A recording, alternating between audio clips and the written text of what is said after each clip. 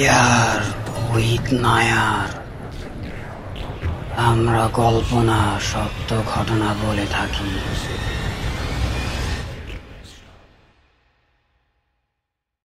আসসালামু আলাইকুম। Fear with Nair YouTube চ্যানেলের বৃহস্পতিবারের রাত থার্সডে নাইটের 10 নম্বর এপিসোডে আপনাদের সবাইকে স্বাগতম।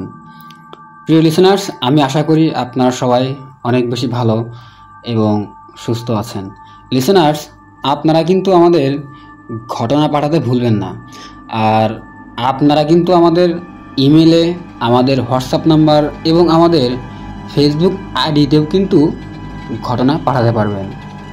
লিসেনার্স, আপনার সাথে যদি কোনো ভৌতিক ঘটনা ঘটে থাকে বা আপনার এলাকায় প্রচলিত কোনো ভৌতিক ঘটনা থাকে অথবা আপনার পরিচিত কারোর সাথে যদি কোনো ভৌতিক ঘটনা ঘটে থাকে তাহলে কিন্তু আমাদের আপনি ইমেল করতে পারেন।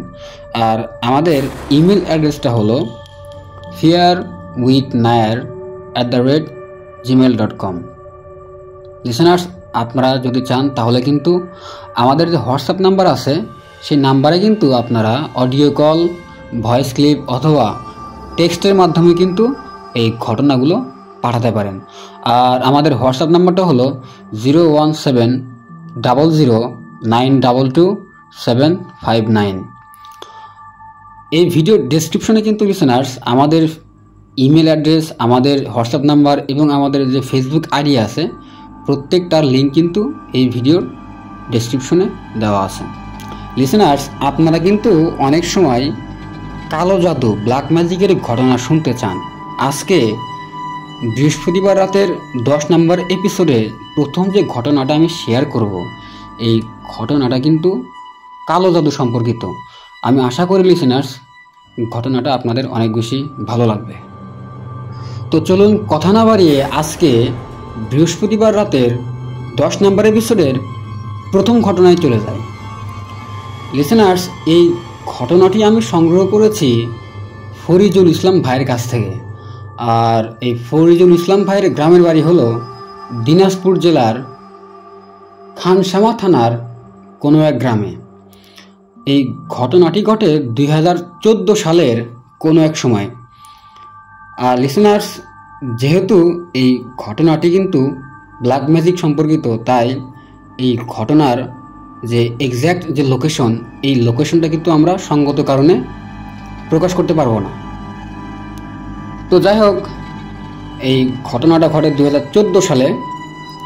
এই যে ফরিদুল ইসলাম ভাই এবং আর এক বন্ধু ছিল, ওনার বন্ধুর একটা রিলেশন ছিল কোনো এক মেয়ের সাথে। আর এই মেয়েটা ছিল হচ্ছে তার বন্ধুরই এক আত্মীয়।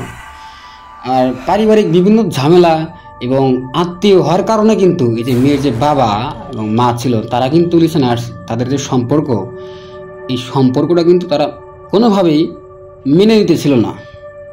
আর এইদিকে এই যে মেয়েটা ছিল, এই মেয়েটাও কিন্তু তার বাবা মার বিরুদ্ধে গিয়ে যে বিয়ে করা, সে কিন্তু এটা করতেও রাজি ছিল না। তো এই কারণে এই ফরিদুল ইসলাম ভাইয়ের যে বন্ধু ছিল উনি পড়ে যায় বিপদে। তো একদিকে তো তার যে যার সাথে রিলেশন ছিল উনি কিন্তু তার আত্মীয় এবং তার বাবা মা কিন্তু কোনোভাবেই রাজি ছিল না তার এই যে ফরিদুল ইসলাম ভাইয়ের বন্ধুর সাথে বিয়ে দেওয়া। আর এদিকে কিন্তু যে মেয়েটা উনিও কিন্তু বাবা মার বিরুদ্ধে গিয়ে বিয়ে করবে না। তো এই বিষয়টা যখন এই ফরিদুল ইসলাম ভাইয়ের বন্ধু যখন তাদের বন্ধুদের সাথে শেয়ার করে লিসেনার্স, তখন কিন্তু তাদের কোনো একজন একটা উপায় বের করে। আর সেটা হলো এই কালো জাদুর মাধ্যমে তারা মেয়ের বাবা মাকে বশ করে রাজি করাবে। এরপরে তারা এই যে ফরিদুল ইসলাম ভাইয়ের যে বন্ধু আর তার যে তার সাথে রিলেশন ছিল তাদের মাঝে বিয়ে করিয়ে দিবে। তো এই যে ফরিদুল ইসলাম ভাই লিসেনার্স, তাদের যে বন্ধু ছিল তাদের একজন কিন্তু ছিল লিসেনার্স তান্ত্রিক। তো তারা 3 জন মিলে কিন্তু তাদের যে তান্ত্রিক বন্ধু তার কাছে যায় এবং তার কাছে গিয়ে কিন্তু এই যে বিষয়গুলো এইগুলো কিন্তু সব খুলে বলে। তো খুলে বলার পর এই যে তান্ত্রিক বন্ধু সে কিন্তু এই যে কাজটা এটা করে দিতে রাজি হয় এবং সে তখন এই মেয়ের বাড়ি থেকে বেশ কিছু জিনিস আনতে বলে। এবং যা জোগাড় করা লিসেনার্স একদম অসম্ভব ছিল। আর এই জিনিসগুলো জোগাড় করার পর কিন্তু এই যে মেয়ে যে বাবা মা এই তান্ত্রিক বলে জোগাড় করার পরে এই জিনিসগুলো এই মেয়ের বাবা মাকে যে কোনো উপায়ে খাইয়ে দিতে হবে। আর এটা ছিল লিসেনার্স একদম অসম্ভব। এদিকে হয় কি, এই যে ফরিদুল ইসলাম ভাই এবং তার যে বন্ধু আর বন্ধুর যিনি যার সাথে রিলেশন ছিল তাদের মাঝে কিন্তু দিন দিন তাদের যে সম্পর্কটা লিসেনার্স এটা কিন্তু একদম ফাটলের দিকে চলে যাচ্ছিল। আর এইসব কারণে তারা তাদের যে আশা, তারা একে অপরকে যে বিয়ে করবে, এই আশাটা কিন্তু একদম সংকটপূর্ণ অবস্থায় ছিল। এদিকে হয় কি লিসেনার্স, এই যে ফরিদুল ইসলাম ভাইয়ের যে একটা তান্ত্রিক বন্ধু ছিল উনি তাদের জানায় আরও নাকি একটা উপায় আছে, আর এই উপায়টা হবে অনেক রিস্কি, মানে লিসেনার্স অনেক ঝুঁকিপূর্ণ একটা উপায়। আর এই উপায়টা হলো, এই তান্ত্রিক বন্ধু বলে শনিবারে মারা গেছে আর শনিবারে দাফন করা হয়েছে এমন কোনো কবর থেকে কবরের মাটি নিয়ে আসতে হবে, অথবা এই শনিবারে মারা গেছে এবং শনিবারে পোড়ানো হয়েছে এমন কোনো শ্মশান থেকে এই যে পোড়ানো যে হয়েছে সেখান থেকে কয়লা নিয়ে আসতে হবে। তো লিসেনার্স, এই যে ফরিদুল ইসলাম ভাই উনি কিন্তু আমাদের একটা শ্মশানঘাটের নাম বলেছে এবং নিরাপত্তার স্বার্থে কিন্তু আমরা এই শ্মশানঘাটের নামটা কিন্তু প্রকাশ করতে পারবো না। তো যাই হোক, এই যে তান্ত্রিক বন্ধু ছিল উনি বলে যে তোমরা যদি এই শ্মশানঘাট থেকে যদি কয়লা আনতে পারো তাহলে তোমাদের আমি 3টা তাবিজ দেব, আর এই তাবিজগুলো যদি তোমরা আমার বলা মতো কোনো জায়গাতে পুঁতে রাখো তাহলে কাজ হয়ে যাবে। তো লিসেনার্স, এইটা শোনার পরে এই যে ফরিদুল ইসলাম ভাই এবং তার যে বাকি বন্ধুরা ছিল তারা কিন্তু কোনো প্রশ্ন ছাড়া রাজি হয়ে যায়। হ্যাঁ, তারা এই শ্মশানঘাট থেকে এই কয়লা আনবে। তো এরপরে আরেকটা সমস্যা দেখা দেয়, আর সেটা হলো এই যে ফরিদুল ইসলাম ভাই এবং তার যে বন্ধুরা ছিল তাদের মাঝে একটা বিষয় নিয়ে সমস্যা হয়, আর সেটা হলো এই যে শ্মশানঘাট থেকে যে কয়লা আনা, এই কয়লাটা কে আনবে।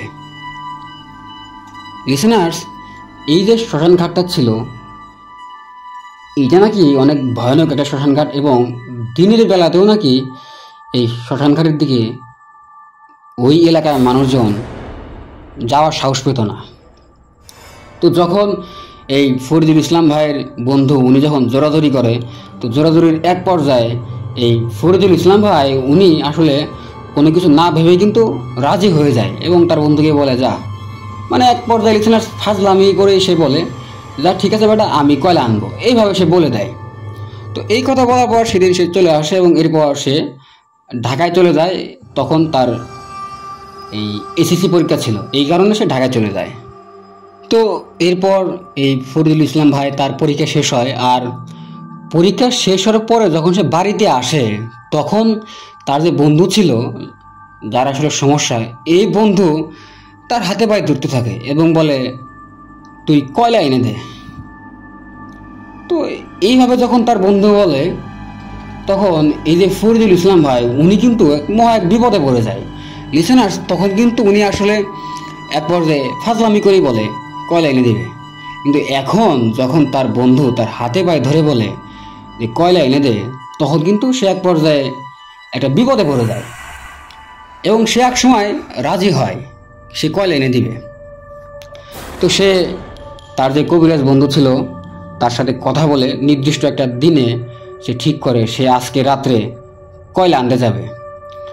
এই ফরিদুল ইসলাম ভাই যে তান্ত্রিক বন্ধু ছিল, এই বন্ধু কিন্তু এই ফরিদুল ইসলাম ভাইকে বিভিন্ন নিয়মকানুন এবং এই যে বিভিন্ন মন্ত্র এইগুলো কিন্তু শিখিয়ে দেয় এবং তাকে আর একটা শর্ত দিয়ে দেয়, সেটা হলো যখন সে কয়লা আনতে যাবে লিসেনার্স তখন কিন্তু তাকে একা যেতে হবে এবং কোনোভাবেই কাউকে সাথে নিয়ে যাওয়া যাবে না। তো এইটা শোনার পর আসলে এই ফরিদুল ইসলাম ভাই উনি আসলে ভয় পায় যে একা কিভাবে যাবে, যেখানে আসলে দিনের বেলাতেও কিন্তু মানুষজন যাওয়ার সাহস পায় না। তো যাই হোক, যেহেতু এই ফরিদুল ইসলাম ভাই উনি ওনার বন্ধুকে কথা দিয়েছে এবং এই কারণে কিন্তু সে সব কিছুর পরেও ওইখানে যেতে রাজি হয়। তো উনি যখন এই শ্মশানের উদ্দেশ্যে যাওয়া শুরু করে, তখন থেকেই তার চারদিকে অনেক মানুষের কান্নাকাটি এবং বিভিন্ন ধরনের সব শব্দ শুনতে পায়, এবং মনে হচ্ছে যে অজানা কোনো এক দিক থেকে তাকে বলতেছে, এই পাপ কাজ করিও না, এর জন্য তোমাকে পস্তাতে হবে। এই ধরনের শব্দ সে তার কানে শুনতে পায়, আর মনে হচ্ছিল তখন চারদিকে ঝড়ো বাতাস বওয়া শুরু হচ্ছে, আর বড় বিষধর একটা সাপ যদি লিসেনার্স ফেনা তুলে যেভাবে আওয়াজ করে, ঠিক সেই আওয়াজ এই ফরিদুল ইসলাম ভাই তার কানে তখন শুনতে পায়। তো লিসেনার্স, এই যে জিনিসগুলো হইতেছিল, এইগুলোতে কিন্তু এই যে ফরিদুল ইসলাম ভাই উনি কিন্তু খুব একটা ভয় পাইতেছিল না, কারণ তার যে তান্ত্রিক বন্ধু ছিল তিনি কিন্তু আসলে তাকে সব কিছু বলে দেয় যে তুমি যখন এই শ্মশানের কয়লা আনতে যাবা তখন তোমার সাথে কি হবে।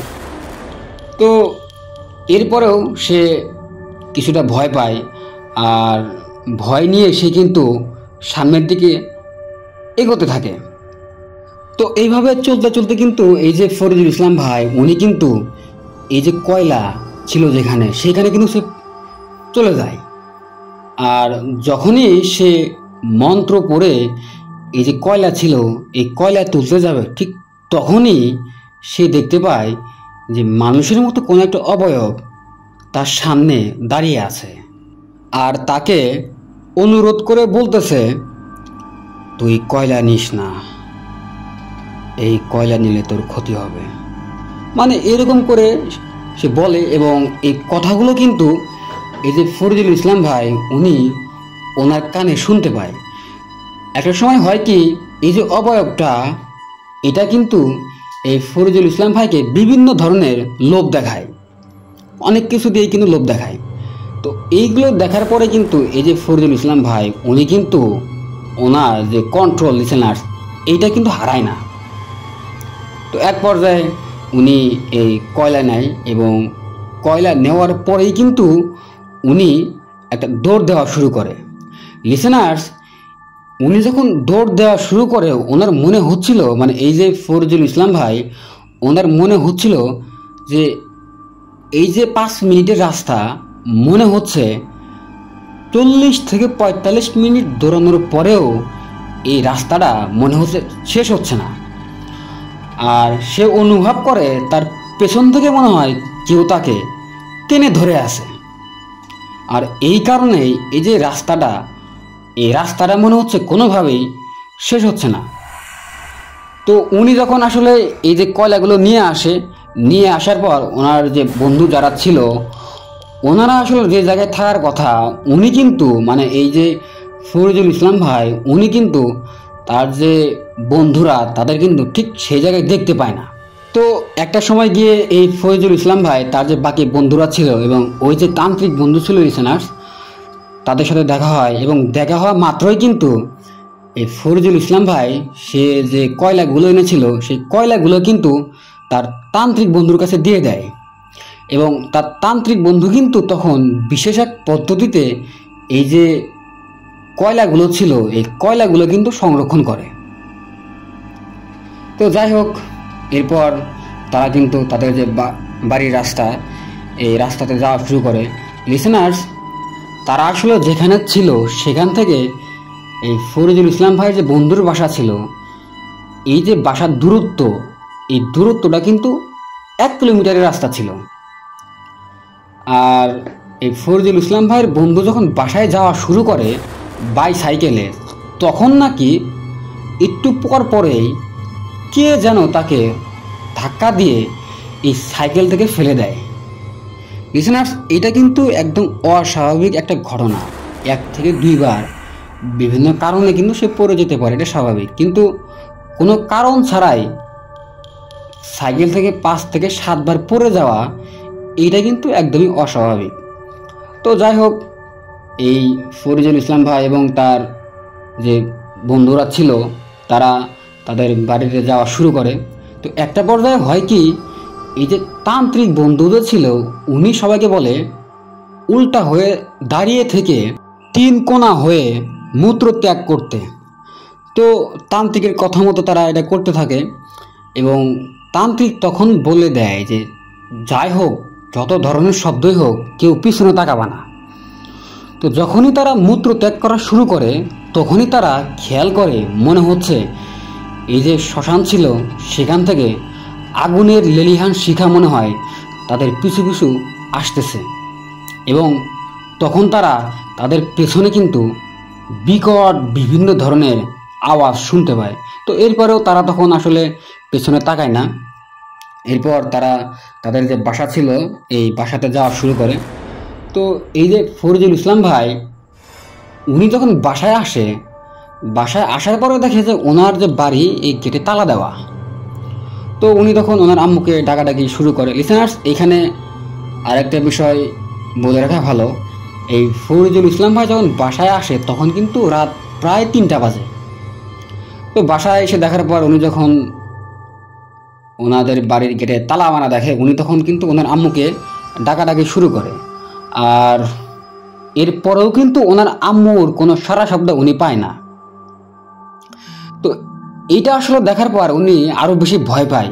একদিকে তো আসলে উনি এই যে কাজটা করে আসছে এটার কারণে, আর উনি যখন এসে দেখে ওনার বাসায় তালা দেওয়া, বারবার ডাকার পরেও ওনার আম্মুর আসলে কোনো সারা শব্দ নাই, এইটা দেখার পরে কিন্তু উনি আরও বেশি ভয় পায়। তো এরপর এই ফরিদুল ইসলাম ভাই উনি করে কি, ওনার বড় আব্বুকে ডাক দেয়। এবং লিসেনার্স, ওনার বড় আব্বুকে যখন উনি ডাক দেওয়ার পরে কিন্তু ওনার বড় আব্বু তাদের বাসার গেট খুলে দেয়, মানে তাদের বড় আব্বুদের যে বাসা ছিল সেই গেটটা খুলে দেয়। এবং গেট খোলার পরেই এই যে ফরিদুল ইসলাম ভাই উনি তাদের রুমে ঢোকার পরেই পুরো 1 জগ পানি কিন্তু খেয়ে নেয়। তো এইটা দেখার পরে আসলে ওনার যে বড় আম্মু ছিল উনি বলে, কিরে তুই কোথায় গেছিলি, তোর আম্মু তোরে এত খুঁজতেছে, ডাকাডাকি করলো, তোর তো কোনো খবরই নাই, মানে এরকম করে বলে। এটা যখন ওনার বড় আম্মু বলে তখন কিন্তু এই যে ফরিদুল ইসলাম ভাই উনি তখনকার মতো তার বড় আম্মুর সাথে বিভিন্ন মিথ্যা কথা বলে কিন্তু লিসেনার্স সেই পরিস্থিতি শান্ত করে। তো যাই হোক, এর একটু পরেই কিন্তু এই ফরিদুল ইসলাম ভাই তার আম্মু চলে আসে এবং তার আম্মু আসার পরে কিন্তু একটু রাগান্বিত হয়ে সে এই ফরিদুল ইসলাম ভাইকে বলে, তোকে এত ডাকলাম, এত খুঁজলাম, তুই কোথায় ছিলি? সব জায়গায় খোঁজার পরেও তোর কোনো খোঁজ খবর নাই। তুই যেখানে র্যাকেট খেলোস সেখানেও আমি গিয়েছিলাম, তোরে আমি পাই নাই।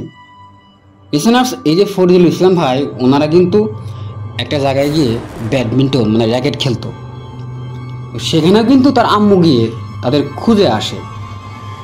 তো যাই হোক, এগুলো বলার পরে এই ফরিদুল ইসলাম ভাই উনি আসলে ওনার আম্মুকেও বিভিন্নভাবে টাল বাহানা করে ওনার আম্মুকে বোঝানোর পরে সেদিনের মতো তার যে পরিস্থিতি এটা শান্ত করে এবং সে তার নিজের রুমে এসে শুয়ে পড়ে।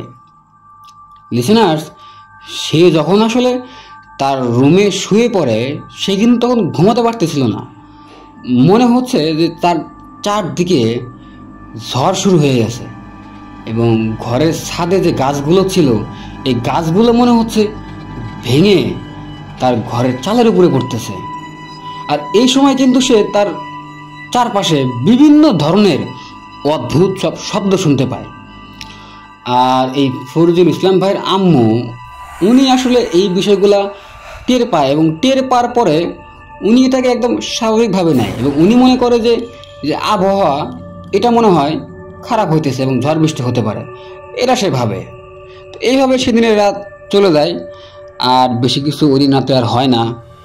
তো এর পরের দিন এই ফরিদুল ইসলাম ভাই তার যে তান্ত্রিক বন্ধু ছিল এই বন্ধুর কাছে যায় এবং তার সাথে যে ঘটনাগুলো হয় এই সবগুলো সে খুলে বলে। এবং এগুলো শোনার পরে তার যে তান্ত্রিক বন্ধু সে বলে যে এই ফরিদুল ইসলাম ভাই সে যে কোনো সময় বিপদে পড়তে পারে এবং সে তাকে একটা তাবিজ দেয় এবং সে বলে এই তাবিজটা যেন সে কোনোভাবেই তার হাত থেকে হারিয়ে না যায়। তো যাই হোক, এই ফরিদুল ইসলাম ভাই তার যে তান্ত্রিক বন্ধু ওনার থেকে এই তাবিজ নেয়। তো এর ঠিক কিছুদিন পর এই ফরিদুল ইসলাম ভাইয়ের বাড়িতে কোথায় থেকে যেন একটা ফকির আসে। এই ফকিরকে তারা তাদের এই যে গ্রাম, এই গ্রামে কিন্তু আগে কখনো দেখে নাই। তো এই ফকিরটা উনি এই ফরিদুল ইসলাম ভাইয়ের যে আম্মু ছিল ওনাকে বলে যে মা কিছু খাইতে দে। তো বাসায় রান্না করা ছিল, আর এই কারণে এই তার মা এই ফকিরকে খাইতে দেয়। এবং এক পর্যায়ে খাওয়া শেষে কিন্তু এই যে ফকির উনি এই ফরিদুল ইসলাম ভাইয়ের আম্মুকে বলে যে তোর ছেলের সামনে কঠিন বিপদ। তো এটা শোনার পরে আম্মু কিন্তু এই যে ফকির ওনার কাছ থেকে জানতে চায় যে কি বিপদ আর কেন বিপদ হবে, কিসের জন্য বিপদ হবে। এই কারণগুলো যখন এই ফকিরের কাছ থেকে আম্মু জানতে চায়, এই ফকির কিন্তু তখন অবাক করা কিছু তথ্য দেয়। লিসেনার্স, এই তথ্য বলতে এইখানে এই যে ফরিদুল ইসলাম ভাইয়ের সাথে আসলে যা যা হয়েছে এবং সে আসলে যা যা করেছে, এই সব কিছু কিন্তু এই ফকির এই ফরিদুল ইসলাম ভাইয়ের আম্মুর কাছে বলে দেয়। আর ফকির যখন এইগুলো বলতেছিল তখন কিন্তু এই ফরিদুল ইসলাম ভাই উনি একদম থ হয়ে দাঁড়িয়ে থাকে। উনি ভাবতে থাকে এই ফকির এগুলো কিভাবে জানে। তো যাই হোক, এরপরে কিন্তু এই ফকির উনি তার আম্মুকে একটা হুজুরের ঠিকানা দেয় এবং উনি বলে যে যত দ্রুত সম্ভব এই হুজুরের কাছে তোর ছেলেকে নিয়ে যাবি। তো এই বলে এই ফকির উনি কিন্তু তাদের বাসা থেকে বের হয়। আর ঠিক তার পেছনেই কিন্তু তার আম্মু এই ফরিদুল ইসলাম ভাইয়ের আম্মু বের হয়। আর উনি বের হওয়া মাত্রই দেখে যে ফকির নাই, নাই তো নাই, না কোথাও নাই, একদম গায়েব হয়ে যায়। তো এটাতে তারা খুব অবাক হয়ে যায়। একটা পর্যায়ে হয় কি, এই ফরিদুল ইসলাম ভাইয়ের আম্মু উনি কিন্তু এই ফরিদুল ইসলাম ভাইকে ফকিরের দেওয়া যে হুজুর, এই হুজুরের কাছে নিয়ে যেতে চায়। তো ফরিদুল ইসলাম ভাই উনি আসলে এই হুজুরের কাছে কোনোভাবে যেতে চায় না। তো এর পরের রাত্রে ঘটে যায় একটা অদ্ভুত একটা ঘটনা। এই যে ফরিদুল ইসলাম ভাই ওনার একটা হাত আর একটা পা কিন্তু পুরো প্যারালাইজড হয়ে যায়। তো এটা যখন হয়, ওনার অসুস্থতার কথা শুনে ওনার বাবা, উনি আসলে ঢাকায় চাকরি করত, তো ওনাদের বাসায় চলে আসে। আর তার বাবা কিন্তু আসলে এই জিন ভূতে কিন্তু বিশ্বাস করতো না। তো উনি করে কি, তার ছেলেকে নিয়ে উনি দিনাজপুর মেডিকেল কলেজে ভর্তি করায়। তো ডাক্তার যখন অনেক পরীক্ষা নিরীক্ষা করানোর পরে কোনো রোগ ধরতে পারে না। তো এরপরে হয় কি, এই ফরিদুল ইসলাম ভাইয়ের আব্বু তার আম্মুর অনুরোধে কিন্তু এই যে ফকিরের দেওয়া যে হুজুর ছিল, এই হুজুরের কাছে নিয়ে যায়। তো হুজুর তখন জানায় এই যে শ্মশান ছিল লিসেনার্স, এই শ্মশানে এক ভয়ঙ্কর কালী তার ছেলের ভুলের কারণে নাকি তার ছেলের পিছু নিয়েছে এবং সে কোনোভাবেই তার ছেলেকে ছাড়বে না। তো এইগুলো কথা বলার পর হুজুর বিভিন্ন ঝাড়ফুঁক করে এবং এক ধরনের তেল দেয় তাদেরকে, এবং এই তেলটা সে একটানা 3 দিন ব্যবহার করতে বলে। তো 3 দিন ব্যবহার করার পরে কিন্তু এই ফরিদুল ইসলাম ভাই উনি সুস্থ হয়ে যায়, একদম স্বাভাবিক। তো এরপরে সে আসলে তার যে স্বাভাবিক জীবন এটা কাটাতে থাকে। তো এর মাস 3 পরে ঘটে যায় এক মর্মান্তিক একটা ঘটনা। এই ফরিদুল ইসলাম ভাইয়ের এক চাচাতো ভাই, যার বয়স ছিল 6 থেকে 7, এই ছেলেটা হঠাৎ করেই তাদের পুকুরে ডুবে মারা যায়। পরে তারা এই যে হুজুর ছিল, এই হুজুরের মাধ্যমে জানতে পারে এই যে কালী লিসেনার্স, যে এই শ্মশান থেকে এই ফরিদুল ইসলাম ভাইয়ের পিছু নিয়েছে, এই কালী নাকি তাদের যে চাচাতো ভাই, এই ভাইকে মেরে ফেলেছে। হুজুর তখন আরও বলে এই কালী নাকি আরও 2টা জীবন চায়। তো এক পর্যায়ে হয় কি, এই হুজুর তুলা রাশি বিশিষ্ট কোনো এক ব্যক্তির উপরে এই কালীকে ভর করায়। আর এই কালী তখন তার উদ্দেশ্যে একটা পাঠা বলি দিতে বলে। আর লিসেনার শুধু বলেই না, সে তার উদ্দেশ্যে বিভিন্ন পূজা করতে বলে। আর যেহেতু এই ফরিদুল ইসলাম ভাই ওনারা মুসলিম ছিল, আর এই কারণে কিন্তু তারা এই কালির দেওয়া শর্ত মেনে নিতে পারে না। তো যেহেতু এই কালির দেওয়া শর্ত তারা মেনে নেয় না, এই কারণে কিছুদিন পরেই কিন্তু এই কালির যে পিশাচ ছিল লিসেনার্স, এটা কিন্তু এই আরেকটা অদ্ভুত ঘটনা ঘটায়। আর সেটা হলো, এই যে ফরিদুল ইসলাম ভাই যে আম্মু ছিল, ওনাকে কোনো কারণ ছাড়াই হঠাৎ করেই উনি মেঝেতে পড়ে যায়। আর পড়ে যাওয়া মাত্র তার যে হাত ছিল, এই হাতের একটা হাড় কিন্তু ভেঙে যায়। তো এইভাবে ছোটো বড়ো বিভিন্ন ধরনের ঘটনা তখন ঘটতেই থাকে। তো এক পর্যায়ে তারা এক বড় ওঝার খোঁজ পায়, এবং সেই ওঝার কাছে যখন তারা যায়, তখন সেই ওঝা এই যে ফরিদুল ইসলাম ভাই তাকে বলে যে সে এখনও জীবিত আছে, কারণ তার সাথে নাকি ছোটোবেলা থেকেই 7 জন জিন আছে। আর এই 7 জন জিন থাকার কারণেই এই কালী নাকি তাকে ক্ষতি করতে পারতেছে না। আর এই কারণেই এই কালী তার পরিবারের বিভিন্ন সদস্যের সাথে মর্মান্তিক সব ঘটনা ঘটাচ্ছে। তো হুজুর এরপরে এই ফরিদুল ইসলাম ভাইয়ের সাথে যারা আসলে এসেছিল তাদের সবাইকে বাইরে যেতে বলে, এবং সে ফরিদুল ইসলাম ভাইয়ের সাথে একা রুমে কথা বলে, এবং সে বলে এই কালী কখনো তোমার পিছু ছাড়বে না, এবং এটাকে তোমার বশে আনতে হবে। এটা বলার পর হুজুর তাকে বিভিন্ন নিয়মকানুন শিখিয়ে দেয়, এবং ওই দিন রাত্রে ঘুমানোর পরে এই ফরিদুল ইসলাম ভাই স্বপ্নে সে একটা জিন বা এরকম অবয়বকে স্বপ্ন দেখতে পায়, এবং এই অবয়বটা তাকে বিভিন্ন সূরা সহ বিভিন্ন আয়াত শিখিয়ে দেয় এই কালির থেকে বাঁচার জন্য। তো যাই হোক, পরবর্তীতে এই ফরিদুল ইসলাম ভাই উনি যখন এই আয়াতগুলো ব্যবহার করে, তখন আসলে তার সাথে কিন্তু কোনো ধরনের ঘটনা এইভাবে ঘটে না। কিন্তু লিসেনার্স, এরপরেও কিন্তু বিভিন্ন সময়ে তার জীবনে নানান ধরনের ক্ষতি হতে থাকে। এক পর্যায়ে সে ঢাকায় চলে আসে, এবং ঢাকায় যখন সে আসে তখন সে তার ঘুমের ভিতরে একটা অবয়বকে স্বপ্নে দেখতে পায়। ওই কালীরূপী অবয়বকে সে তখন স্বপ্নে দেখতে পায়, এবং স্বপ্নে মনে হচ্ছে এই অবয়বটা তাকে বিভিন্ন কুফরি সব মন্ত্র শিখাতে থাকে। তো এই স্বপ্নের কথা যখন সে হুজুরকে বলে, তখন এই হুজুর বলে যে এই কালীরূপী যে অবয়বটা, এটা নাকি এই ফরিদুল ইসলাম ভাইয়ের বশে এসেছে, এবং সে চেষ্টা করবে ফরিদুল ইসলাম ভাইকে দিয়ে বিভিন্ন ধরনের সব কুফরি কাজ করতে। তো হুজুর এই ফরিদুল ইসলাম ভাইকে এসব থেকে দূরে থাকতে বলে, এবং ভুলেও যেন ফরিদুল ইসলাম ভাই কোনো কাজে এই কুফরি যে মন্ত্র এইগুলো যেন ব্যবহার না করে, এটা হুজুর তাকে নিষেধ করে দেয়। তো যাই হোক, পরবর্তীতে এই ফরিদুল ইসলাম ভাই হুজুরের সহযোগিতায় আর মহান আল্লাহ তাআলার রহমতে কিন্তু তার যে জীবনে কালো অধ্যায়, এই কালো অধ্যায় থেকে কিন্তু বের হয়ে আসে, এবং এখন আল্লাহর রহমতে উনি কিন্তু ওনার যে স্বাভাবিক জীবন, এই জীবনে সে ফিরে এসেছে। লিসেনার্স, আমি যখন এই ফরিদুল ইসলাম ভাইয়ের থেকে এই ঘটনাটা সংগ্রহ করি, তখন উনি আমাকে বলে যে উনি আসলে এই ঘটনাগুলো প্রচার করতে চান, কারণ মানুষ যেন এই কালো জাদু, ব্ল্যাক ম্যাজিকের যে ক্ষতিকর দিক, এই দিকগুলো সম্পর্কে জানতে পারে।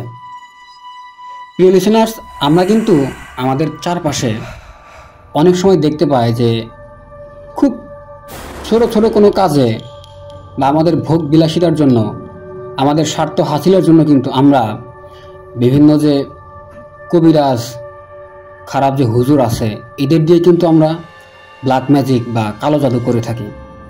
এই কালো জাদু বা ব্ল্যাক ম্যাজিক, এটা কিন্তু আমাদের ইসলাম ধর্মে পুরোপুরিভাবে নিষিদ্ধ এবং কঠোরভাবে বলা হয়েছে কুরআন, পবিত্র কুরআন এবং হাদিসে। এরপরেও কিন্তু আমরা আমাদের নিজেদের স্বার্থে কিন্তু এই কালো জাদুর চর্চা করে থাকি। এর পরিণাম কিন্তু লিসেনার্স খুবই ভয়াবহ। আমরা ইনশাল্লাহ সবসময় চেষ্টা করব কালো জাদু, ব্ল্যাক ম্যাজিক রিলেটেড যত ঘটনা আছে এই সব কিছু থেকে যেন আমরা দূরে থাকতে পারি। আর লিসেনার্স, যদি এরকম কোনো ঘটনা আপনাদের জানা থাকে, কালো জাদু বা ব্ল্যাক ম্যাজিকের কোনো ঘটনা, আমরা চাই না লিসেনার্স এরকম কোনো ঘটনা ঘটুক, কেউ কালো জাদু বা ব্ল্যাক ম্যাজিক করুক।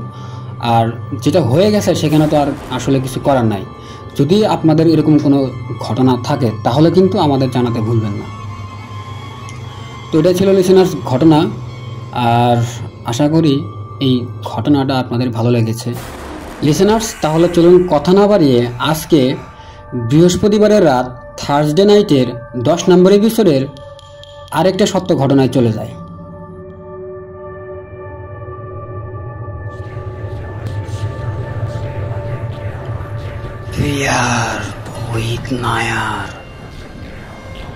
আমরা কল্পনা সত্য ঘটনা বলে থাকি।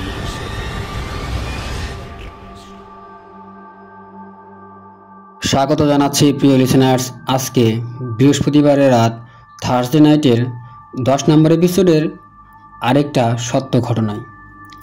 লিসেনার্স, আপনারা যখন আমাদের এই ঘটনাগুলো শুনবেন তখন কিন্তু লাইক বাটনে প্রেস করতে ভুলবেন না। আর আপনাদের যে মন্তব্য লিসেনার্স সেটা কিন্তু অবশ্যই আমাদের যে কমেন্ট বক্স রয়েছে সেই কমেন্ট বক্সে জানাবেন। এটা হতে পারে লিসেনার্স পজিটিভ অথবা গঠনমূলক কোনো সমালোচনা। আর যারা আসলে সত্য ঘটনা পছন্দ করে তাদের সাথে কিন্তু, যারা সত্যিকারের ভৌতিক ঘটনা পছন্দ করে লিসেনার্স, তাদের সাথে কিন্তু আমাদের এই চ্যানেলের লিঙ্কটা শেয়ার করতে ভুলবেন না। তো দ্বিতীয় যে ঘটনাটি আপনাদের সামনে আমি এখন শেয়ার করব, এই ঘটনাটি আমি সংগ্রহ করেছি ফারহানা শারমিন আপুর কাছ থেকে। আর ওনার গ্রামের বাসা হলো টাঙ্গাইল জেলার বাসাইল থানার কোনো এক গ্রামে। লিসেনার্স, উনি কিন্তু ওনার যে এক্স্যাক্ট যে গ্রাম মানে লোকেশন, এই লোকেশনটা কিন্তু আমাদের দিয়েছেন, কিন্তু সঙ্গত কারণে আমরা কিন্তু ওনার গ্রামটা কোথায় সেটা প্রকাশ করতে পারবো না। আর এই ঘটনাটা ঘটে 1988 সালের দিকে। তো 1988 সালের দিকে কিন্তু এই যে ফারহানা শারমিন আপু, উনি অনেক ছোট ছিল। ওনারা আসলে ওনাদের যে গ্রামের বাড়ি লিসেনার্স টাঙ্গাইল জেলায়, এখানে কিন্তু ওনারা থাকতো না। তো এরপরেও মাঝে মাঝে ওনার বাবা মা এবং ভাই বোন মিলে কিন্তু ওনারা তাদের যে দাদার বাড়ি ছিল এখানে আসতো। তখন যেহেতু তারা অনেকদিন পরে পরে আসতো, তখন কিন্তু ওনারা খুব মজা করতো। আর ওনাদের যে দাদা বাড়ি ছিল এখান থেকে কিছু দূরেই কিন্তু একটা মসজিদ ছিল। আর তাদের যে বাড়ি ছিল মানে তার যে দাদা বাড়ি ছিল লিসেনার্স, এই দাদার বাড়ির পাশেই কিন্তু দুইটা বড় বড় পুকুর পাশাপাশি ছিল। আর দুটো পুকুরের মাঝ দিয়ে কিন্তু একটা রাস্তা তৈরি করা হয়েছিল এবং এই রাস্তা দিয়ে কিন্তু পুকুরের এপার থেকে ওই পারে মানুষজন যাতায়াত করত। আর যেহেতু এই পুকুরের এক পাশেই এই মসজিদটা ছিল, এই কারণে কিন্তু এই রাস্তা দিয়ে মানুষজন মসজিদে যাওয়া আসা করত। তো যাই হোক, তখন কিন্তু লিসেনার্স তাদের গ্রামে 1988 সালের দিকে বিদ্যুৎ ছিল না। আর যতটুকু বিদ্যুৎ ছিল তখন কিন্তু একটু পর পরেই এই বিদ্যুৎ চলে যেত, আবার কিছুক্ষণ পরে আবার আসতো। আর যখন এই ঘটনাটা ঘটে তখন কিন্তু গরমকাল ছিল। আর এই কারণে যখন বিদ্যুৎ চলে যেত তখন কিন্তু তারা সেই সময় এই হাত পাখা যে আছে লিসেনার্স, এই হাত পাখা ব্যবহার করত। তো যাই হোক, এরকম একটা দিনে সন্ধ্যার পরে ওনারা তাদের যে চাচাতো ফুফাতো ভাই বোন ছিল সবাই মিলে আড্ডা দেয়। ঠিক ওই সময় কারেন্ট চলে যায়। আর কারেন্ট চলে যাওয়ার কারণে তাদের যে আড্ডাটা, এই আড্ডাটা আরও জমে ওঠে। তো তারা আড্ডা দেয় এবং তাদের যে হাত পাখা ছিল এই হাত পাখা দিয়ে বাতাস করে এবং তারা তাদের মাঝে বিভিন্ন বিষয় নিয়ে গল্প করতে থাকে। লিসেনার্স, এই যে ফারহানা শারমিন আপু, ওনার একটা ভাই ছিল। আর ওনাদের যে জমি বর্গা চাষ করত সেই লোকটার একটা ছেলে ছিল এবং এই ফারহানা শারমিন আপুর ভাই আর ওই বর্গা চাষির যে ছেলে ছিল, এই ছেলেটা মানে তারা দুজন কিন্তু প্রায় সমবয়সী ছিল। তো তারা যেদিন সবাই একসাথে বসে আড্ডা দিতেছিল তখন কিন্তু এই ফারহানা শারমিন আপুর যে ভাই আর এই যে বর্গা চাষির যে ছেলে, সেই ছেলেটাও ছিল। তো তারা দুজন তখন যখন কারেন্ট চলে যায়, আর তখন কিন্তু লিসেনার্স জ্যোৎস্না রাত ছিল। তো এই দুজন গল্প করতে করতে এই যে তাদের যে পুকুরের পাশে যে মসজিদ ছিল এর সামনে চলে যায়। আর যেহেতু তখন গরমকাল ছিল, মোটামুটি প্রায় সবাই কিন্তু লিসেনার্স, যেহেতু রাত একটু বেশি হয়ে যায় তখন কিন্তু সবাই ঘুমিয়ে পড়ে। আর এমনও না যে টিভি আছে তারা টিভি দেখবে, মোবাইল তো সে সময় আসলে কল্পনাই করা যায় না। তো যাই হোক, এই যে ফারহানা শারমিন আপুর ভাই আর এই যে বরগা চাষির যে ছেলে, তারা দুজন কিন্তু গল্প করতে করতে মসজিদের সামনে চলে যায়, এবং কখন যে রাত 3টা বাজে তারা কিন্তু এটা খেয়াল করে না। তো তারা দুজন তখন খেয়াল করে তাদের যে মসজিদ, এই মসজিদের ভিতরে একটা হারিকেন জ্বলতেছে, এবং এই হারিকেনের আলোটা ছিল খুবই ক্ষীণ, মনে হচ্ছে নিভু নিভু আলোয় এই হারিকেনটা জ্বলতেছে। তো তখন তারা দেখে যে এই যে মসজিদের যে দরজা, বারান্দার যে দরজা, এটা খোলা আছে। তো তখন তারা ভাবে হয়তোবা অনেকেই আছে অনেক দূর থেকে বিভিন্ন জায়গায় যাওয়া আসা করে, তো এরকমই হয়তোবা কেউ একজন এই মসজিদে এখন নামাজ পড়তেছে। তো তারা দুজন তখন গল্প করতেছিল, আর তাদের মাঝে যে কথাবার্তা এগুলো নিয়ে তারা হাসাহাসি করতেছিল। তো হঠাৎ করে তারা শুনতে পায় এই মসজিদের বারান্দার দরজা খুলে আবার হঠাৎ করেই বন্ধ হয়ে যায়। তো তখন কিন্তু লিসেনার্স জ্যোৎস্না রাত ছিল। তারা দুজন এই মসজিদের বারান্দার দিকে তাকায়, আর জ্যোৎস্নার আলোয় কিন্তু কাউকে দেখতে পায় না। তো ওরা দুজন তখন চিন্তা করে যে কে হয়তোবা জেগে গেছে। আর যেহেতু এই মসজিদের পাশেই কিন্তু হুজুর আর যে ইমাম সাহেব মুয়াজ্জিন যারা ছিল তাদের কিন্তু থাকার ঘর ছিল। তো ওরা দুজন ভাবে যে মানে এই যে ফারহানা শারমিন আপু আর তার ভাইয়ের যে একটা বন্ধু ছিল, মানে তাদের যে জমি বর্গা চাষ করতো তাদের ছেলে ছিল, এই দুজন ভাবে যে তাদের কথাবার্তার কারণে হয়তোবা এই যে মুয়াজ্জিন বা এই ইমাম সাহেব যে থাকে মসজিদে তারা হয়তোবা জেগে গেছে। এই কারণে তারা দুজন কিন্তু তখন ফিস ফিস করে কথা বলা শুরু করে। একটু পরে হয় কি, তারা দুজন আবার এই মসজিদের বারান্দা যে গেট ছিল লিসেনার্স, এই গেট খোলার আওয়াজ আবার পায়। আওয়াজটা যখন তার আবার পায়, ঠিক তখনই তারা কিন্তু এই বারান্দার দিকে তাকায়। লিসেনার্স, তখন কিন্তু জ্যোৎস্নার আলো খুব স্পষ্ট ছিল, আর তারা দুজন আসলে যেখানে ছিল সেখান থেকে কিন্তু এই মসজিদের যে বারান্দা এটা কিন্তু খুব বেশি দূরে ছিল না, তাই কেউ যদি থাকে তাহলে কিন্তু একদম স্পষ্টভাবে দেখা যাওয়ার কথা। তো শব্দ যখন দ্বিতীয়বার হয় তখন তারা কিন্তু কাউকে দেখতে পায় না, আর যখন তারা কাউকে দেখতে পায় না তখন তারা ভাবে যে হয়তোবা এই কোনো চোর মসজিদের কোনো জিনিসপত্র চুরি করতে আসছে। তো এটা ভাবার পর তারা দুজনেই কিন্তু মসজিদের যে গেট আছে, বারান্দার যে গেট লিসেনার্স, এই গেটের দিকে যাওয়া শুরু করে। আর যখনই তারা এই গেটের কাছাকাছি আসে তখন তারা মসজিদের ভিতর থেকে শুনতে পায় নামাজ পড়ার সময় তেলাওয়াত করলে যে গুনগুন শব্দ লিসেনার্স, এই গুনগুন শব্দ তাদের কানে ভেসে আসতেছে। আর মনে হচ্ছে যে বেশ কয়েকজন একসাথে নামাজ পড়লে যেরকম একটা পরিবেশ থাকে আর শব্দ হয়, মনে হচ্ছে অনেকগুলো মানুষ একসাথে এই মসজিদের ভিতরে তখন নামাজ পড়তেছে। তো এটা আসলে শোনার পর তারা দুজন খুব অবাক হয়। তারা ভাবতে থাকে যে এত রাত্রে কারা নামাজ পড়ে মসজিদে। তো তাদের বয়স যেহেতু কম ছিল, তারা ভয় না পেয়ে তাদের মনের ভিতরে একটা কৌতূহল জাগে যে এত রাত্রে মসজিদের ভিতরে নামাজ পড়ে কারা। তো এই কারণে তারা দুজন করে কি, তখন ভয় না পেয়ে মসজিদের ভিতরে দুজনে উকি দেয়। কিন্তু তারা তখন আসলে যে কোনো অবয়ব বা কোনো মানুষ এমন কোনো কিছু দেখতে পায় না। তারা যেটা দেখতে পায় সেটা হলো এই হারিকেন যে ছিল, এই হারিকেনে খুব ক্ষীণ আলো জ্বলতেছে, কিন্তু তখনও কিন্তু জামাতে নামাজ পড়লে যে শব্দ, গুনগুন শব্দ, এই শব্দটা তারা দুজনে শুনতে পায়। তো ঠিক এরপর পরে হঠাৎ করেই যেন তাদের সামনে কে যেন মসজিদের যে গেট ছিল এই গেট লাগিয়ে দেয়, আর তখন বিকট একটা আওয়াজ হয়। তো এই আওয়াজটা শোনার পরে কিন্তু ওনারা দুজন খুব বেশি ভয় পায়, আর ওনারা এক দৌড়ে ওনাদের বাসায় চলে আসে। আর বাসায় যখন ওনারা চলে আসে তখন ওনারা অনেক হাঁপাচ্ছিল। ঠিক সেই সময় এই যে ফারহানা আপু ছিল আর তাদের বাসার যে বাকি সদস্যরা ছিল, তারা সবাই এই দুজনকে জিজ্ঞেস করে যে কি হয়েছে, আর তোরা এরকমভাবে হাঁপাইতেছিস কেন। তো লিসেনার্স, তারা দুজন আসলে তখন কোনো কিছু বলে না। তারা দুজন তখন কিন্তু তাদের হাত পা একদম মাটিতে ছড়িয়ে দিয়ে কান্নাকাটি শুরু করে, যেহেতু তাদের বয়স কম ছিল আর এই কারণে কিন্তু তারা এরকম করা শুরু করে।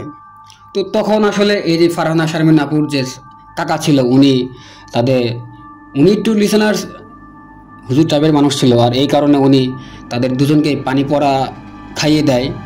আর ওই সময় আসলে তাদের কোনো কিছু জিজ্ঞেস করে না। তো পরবর্তীতে পরের দিন সকালবেলা তারা দুজনেই তাদের সাথে যে ঘটে যাওয়া ঘটনা এটা সবার সাথে শেয়ার করে, এবং বাড়ির যে মুরব্বীরা ছিল তারা তখন বলে যে তোমাদের আসলে সেই জায়গায় কোনোভাবে যাওয়া উচিত হয় নাই। তো যাই হোক, বাড়ির মুরব্বীরা আরও বলে যে ওই সময়টাতে রাত ঠিক 2টা থেকে 3টার দিকে হয়তোবা কোনো মুসলিম জিনেরা তারা এই যে মসজিদ ছিল এই মসজিদে হয়তোবা তারা নামাজ আদায় করতেছিল। আর যেহেতু তারা ভালো জিন ছিল, এই কারণে হয়তোবা এই ফারহানা শারমিন আপুর যে ভাই এবং তার যে বন্ধু ছিল তাদের দুজনকে কোনো ক্ষতি করে নাই। তো এটাই ছিল আসলে ঘটনা। পরবর্তীতে কিন্তু ফারহানা শারমিন আপুর যে ভাই এবং তার বন্ধু এই দুজনের সাথে কোনো ধরনের ঘটনা ঘটে নাই, বা স্বপ্নে তারা কোনো ধরনের যে অবয়বকে দেখা তারা কিন্তু দেখে নাই। তো লিসেনার্স, আশা করি এই ঘটনাটি আপনাদের ভালো লেগেছে, এবং এটা একটা সত্য ঘটনা। 1988 সালের দিকে ঘটে যাওয়া একটা ঘটনা। অনেক সময় কিন্তু লিসেনার্স আমরা গ্রাম অঞ্চলে যে মসজিদগুলো থাকে বা শহর অঞ্চলে যে মসজিদগুলো আছে, এইখানে কিন্তু আমরা যারা আসলে এই তাবলিগ জামাতে থাকে বা তাবলিগ জামাতে যায় তাদের থেকে কিন্তু অনেক ধরনের ঘটনা এরকম আমরা শুনতে পাই। কারণ এটা আসলে আমরা জানি মুসলিম যে জিনেরা আছে তারা কিন্তু মসজিদে এসে নামাজ পড়ে, আর তারা আসলে যে রাত যখন গভীর হয় তখনই কিন্তু তারা মসজিদে আসে। আর আমাদের উচিত এই সময়টাতে কিন্তু খুব প্রয়োজন ছাড়া, যদি আমরা মসজিদে থাকি তাহলে কিন্তু খুব প্রয়োজন ছাড়া কোনো কথাবার্তা বা কোনো কিছু না করাই কিন্তু ভালো। মহান আল্লাহ পাক আমাদের যেভাবে সৃষ্টি করেছেন ঠিক সেভাবে কিন্তু তিনি জিন জাতিকেও সৃষ্টি করেছেন। আর এই যে জিন জাতি, তাদের জন্য কিন্তু রাত হচ্ছে উপযুক্ত সময়। আর এই কারণে কিন্তু বিভিন্ন সময়ে মসজিদে বিভিন্ন ঘটনা ঘটে থাকে। আমাদের উচিত হবে প্রয়োজন ছাড়া গভীর রাত্রে যেন আমরা মসজিদে না যাই। আর যদি যেতেই হয় তাহলে আমরা উজু করে পাক পবিত্র হয়ে যাব, এবং যখন মসজিদে আমরা ঢুকবো তখন কোনো ধরনের শব্দ করে ঢুকবো। কারণ লিসেনার্স, এই যে অদৃশ্য জগৎ বা জিন যারা আছে তারা কিন্তু যখন তাদের যে নামাজ কালাম বা তাদের যে কর্মকাণ্ড যখন করে, যদি কোনো মানুষের দ্বারা তাদের এগুলোর কোনো ডিস্টার্ব হয় তখন কিন্তু তারা আমাদের কোনো ক্ষতি চাইলেও করতে পারে। তো এটা ছিল ঘটনা।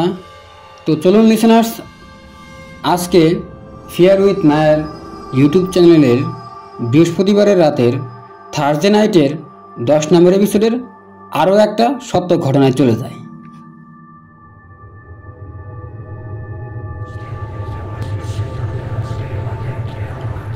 ফিয়ার উইথ নায়ার,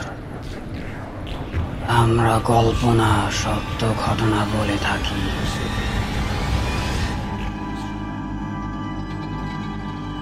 স্বাগত জানাচ্ছি প্রিয় লিসেনার্স, আজকে বৃহস্পতিবারের রাত থার্সডে নাইটের 10 নম্বর এপিসোডের আরও একটা সত্য ঘটনায়।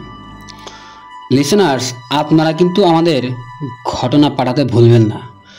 আপনার সাথে ঘটে যাওয়া যদি কোনো সত্যি ভৌতিক ঘটনা থাকে, অথবা আপনার এলাকায় প্রচলিত আছে এমন কোনো সত্য ভৌতিক ঘটনা, অথবা আপনার পরিচিত কারোর সাথে যদি কোনো ভৌতিক ঘটনা ঘটে থাকে, তাহলে কিন্তু আপনি আমাদের ইমেল অথবা আমাদের হোয়াটসঅ্যাপ, অথবা আপনি চাইলে কিন্তু আমাদের যে ফেসবুক অ্যাকাউন্ট আছে এর মাধ্যমে কিন্তু এই ঘটনাগুলো আপনি আমাদের পাঠাতে পারেন।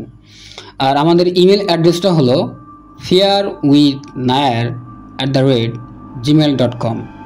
আর আমাদের হোয়াটসঅ্যাপ নাম্বারটা হলো 01700922759। আর এই সব কিছুই কিন্তু আমাদের এই ভিডিওর ডেসক্রিপশনে দেওয়া আছে।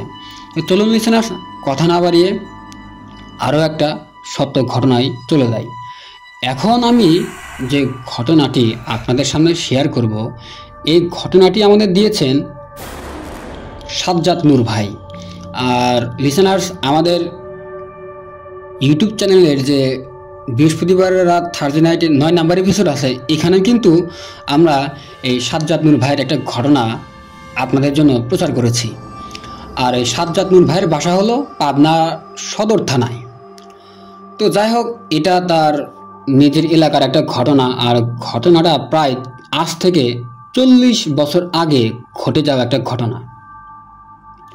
পাবনা শহরের পাশেই চাঁদমারি আর পাটকিয়াবাড়ির মাঝামাঝি এলাকার একটা ঘটনা। তো এই যে সাজ্জাদ নূর ভাই, ওনার নানার বাড়ির পেছনে ছিল বিশাল বড় একটা ক্ষেত। তো ওনার নানার যে বড় ভাই ছিল, উনি একদিন রাত্রে ফজর নামাজের জন্য ঘুম থেকে ওঠে। আর যেহেতু তখন আসলে লিসেনার্স সময় দেখার জন্য তেমন কোনো ব্যবস্থা ছিল না, তো ঘুম থেকে ওঠার পরেই উনি সোজাসুজি তাদের যে মসজিদ ছিল এই মসজিদে চলে যায়। তখন আসলে সেখানে গিয়ে সে বুঝতে পারে, যেহেতু এখানে কোনো মানুষজন নাই আর তখনও রাত ছিল, তো এই কারণে সে বুঝতে পারে যে এখনও ফজরের ওয়াক্ত হয় নাই। আর এই কারণে তখন সে বাড়ির উদ্দেশ্যে রওনা দেয়। আর ঠিক তখনই এই যে সাজ্জাদ নূর ভাই যে নানার ভাই ছিল, এই নানার ভাই আর তাদের যে বাড়ির মাঝে একটা মাঠ ছিল, এখান থেকে দুটা ষাঁড় হঠাৎ করেই এই সাজ্জাদ নূর নানার ভাইয়ের সামনে চলে আসে। আর চলে আসার পরেই এই ষাঁড় দুইটা তাদের মধ্যে মারামারি শুরু করে দেয়। আর মনে হচ্ছে তারা যেন এই নানার যে ভাই, ওনাকে বাড়িতে ফিরতে দিবে না। নানার ভাই তখন দৌড় পড়তে থাকে এবং একটা পর্যায়ে কিন্তু নানার ভাই এই যে ষাঁড় দুটো যারা মারামারি করতেছিল তাদের পাশ কাটিয়ে বাড়ি চলে আসে। আর বাড়িতে আসার পর তার যে স্ত্রী ছিল তাকে সব খুলে বলে। সকাল থেকে নানার ভাইয়ের অনেক জ্বর হয়। আর এই ঘটনার 2 দিন পরেই কিন্তু নানার ভাই উনি মারা যায়। তো সবাই তখন ভাবতে থাকে হয়তোবা এই নানার ভাই এই মসজিদ থেকে বাড়িতে আসার সময় যে ষাঁড় দুটো দেখে এবং এই দেখার পরে যে ভয় পায়, এই ভয়ের কারণেই হয়তোবা নানার ভাই মারা যায়। তো যাই হোক, এর ঠিক কিছুদিনের পরের ঘটনা, ওই গ্রামে মিলন নামের একটা ছেলে ছিল আর তার বয়স ছিল 14 থেকে 15 বছর।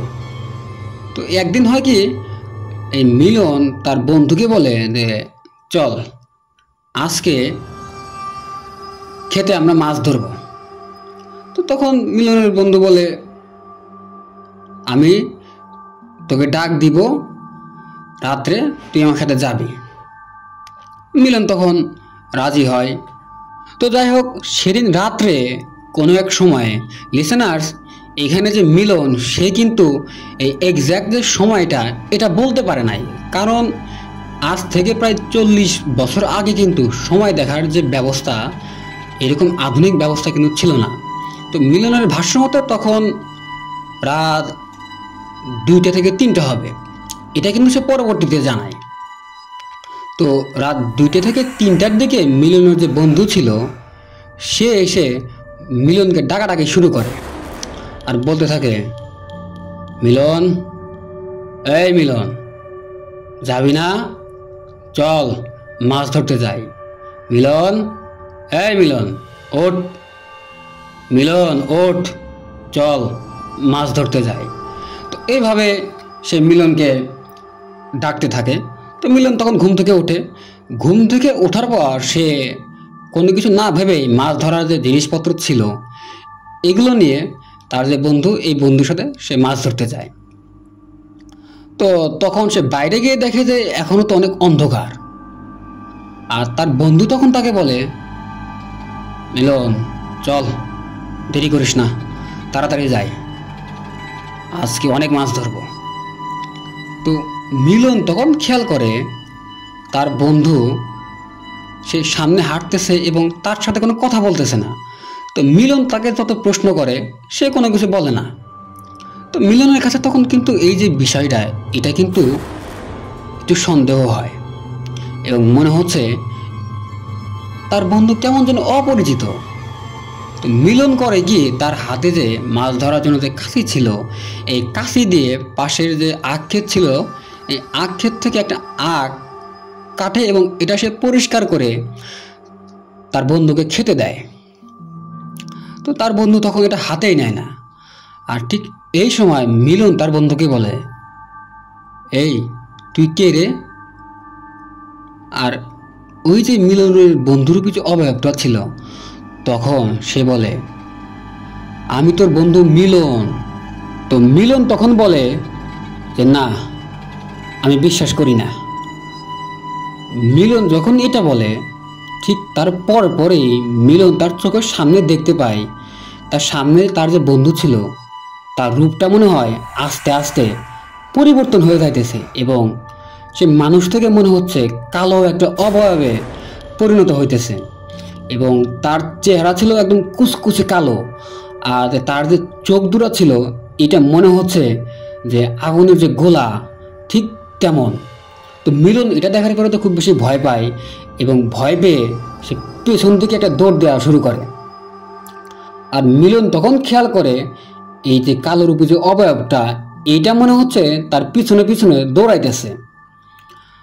মিলন তখন নিজে নিজেই একটা সিদ্ধান্ত নেয়, আর সেটা হলো সে ভাবে যে এই যে অবয়বটা যেটা তার পিছনে পিছনে দৌড়াইতেছে, এটার সাথে হয়তো সে দৌড়ে পারবে না। আর এই কারণে মিলন করে কি, তার হাতে যে কাঁচি ছিল, এই কাঁচি দিয়ে সে একটা গোল দাগ কাটে আর এই দাগের ভিতরে সে বসে পড়ে। আর সে তখন চোখ বন্ধ করে তার জানা যত সূরা কালাম ছিল এইগুলো সে পড়তে থাকে। আর ঠিক এই সময়ে মিলন শুনতে পায় তার পাশে থেকেই মনে হচ্ছে তার যে বন্ধু তার কণ্ঠে তাকে কে বলতেছে, এই মিলন, মিলন বাইরে আয়, চল মাছ ধরতে যাই। তো এইভাবে মিলনকে ডাকতে থাকে। তো মিলন কিন্তু তখন একদম ভয়ে জড়সড় হয়ে সে যে এই গোল দাগ কেটেছিল এই দাগের ভিতরে সে তখন বসে থাকে। একটা পর্যায়ে মিলন শুনতে পায় তার মায়ের কণ্ঠে মনে হচ্ছে কেউ তাকে ডাকতেছে আর বলতেছে, এই মিলন, মিলন আয় বাড়ি যাই, মিলন আয় বাড়ি যাই। মিলন তখন আসলে বুঝতে পারে এটা হয়তোবা এই যে অবয়বটা, ভয়ানক যে অবয়বটা, এটাই তার সাথে বিভিন্ন মায়াজাল সৃষ্টি করে মিলন যেন বাইরে যায় এবং মিলন এসে ক্ষতি করবে। তো মিলন তখন সে চুপ করে এই যে কাঁচি দিয়েছে সে দাগ কাটে, এই দাগের ভিতরে সে বসে থাকে। তো এদিকে হয় কি, এই যে মিলনের যে বন্ধু ছিল সে গিয়ে কিন্তু মিলনের বাড়িতে মিলনকে ডাকতে থাকে। তো মিলনের বন্ধু যখন মিলনকে অনেক জোরে জোরে ডাকা শুরু করে, আর ওই সময়টাতে মিলনের মা বাবা তারা দুজনেই খেয়াল করে যে মিলন তার রুমে নাই। তো মিলনের বন্ধুকে তখন তার বাবা মা জিজ্ঞেস করে যে তোমার সাথে তো মিলন চলে গেছে। তো মিলনের বন্ধু তখন এটা স্বীকার করে না এবং সে বলে, না আমি তো মাত্র আসছি এবং আমার সাথে তো মিলন যায় নাই। মিলনের মা বাবা তখন বুঝতে পারে যে মিলনের সাথে আজকে খারাপ কিছু ঘটতে যাইতেছে। তো এরপর মিলনের বন্ধু এবং মিলনের মা বাবা সহ বাড়িতে যারা ছিল তারা কিন্তু মশাল আর টর্চ লাইট নিয়ে মিলনকে খুঁজতে থাকে। তো এদিকে হয় কি, মিলন খেয়াল করে তার আশেপাশে মনে হচ্ছে বিকট সব শব্দ, আর ঝড় হলে যেমন শব্দ হয় এরকম শব্দ হইতেছে। তো যাই হোক, মিলন কিন্তু তখন চুপ করে সে কাঁচি দিয়ে যে গোল দাগ কেটেছিল এই দাগের ভিতরে সে বসে থাকে আর নিজের মতো করে তার জানা যে সূরা কালাম ছিল এগুলো পড়তে থাকে। আর এইদিকে মিলনের মা বাবা সহ মিলনের বন্ধু তারা কিন্তু খুঁজতে খুঁজতে একটা সময় মিলনের কাছে চলে আসে।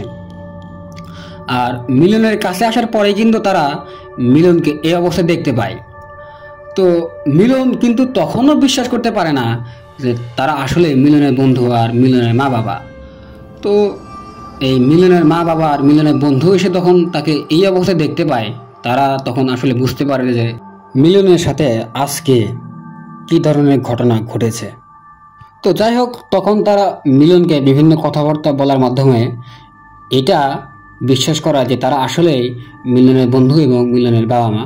তো এক পর্যায়ে মিলন এটা বিশ্বাস করে নেয় এবং সে চোখ খোলে, এবং চোখ খোলার পর মিলন তার বাবা মা সহ তার বন্ধুকে তখন সেখানে দেখতে পায়। তো মিলনের বাবা মা এরপর মিলনকে বাসায় নিয়ে যায়। বাসায় নিয়ে গিয়ে মিলনের সাথে কি হয়েছে এটা তারা জানতে পারে। তো পরবর্তীতে আসলে মিলনের সাথে কোনো ধরনের যে ঘটনা ঘটা, এটা আসলে ঘটে না। তো এটাই ছিল আসলে ঘটনা। লিসেনার্স, অনেক সময় কিন্তু আমরা যারা গ্রামে থাকি, যারা মাছ ধরি রাত করে, তাদের সাথে কিন্তু এরকম ঘটনা ঘটে থাকে। আর এটাকে গ্রাম অঞ্চলের ভাষায় কিন্তু নিশির ডাক বলে। আমরা সবসময় চেষ্টা করবো লিসেনার্স যে গভীর রাত্রে যদি আমাদের কেউ ডাকে, কমপক্ষে যদি 3 বার ডাকে এরপরে সাড়া দেওয়া। কারণ এটা কিন্তু আমাদের গ্রাম অঞ্চলে একটা প্রচলিত একটা রীতি। লিসেনার্স, আমি আশা করি এই ঘটনাটি আপনাদের ভালো লেগেছে। আর আপনাদের জানা বা আপনাদের সাথে যদি এমন কোনো ঘটনা ঘটে থাকে তাহলে কিন্তু আমাদের জানাতে ভুলবেন না।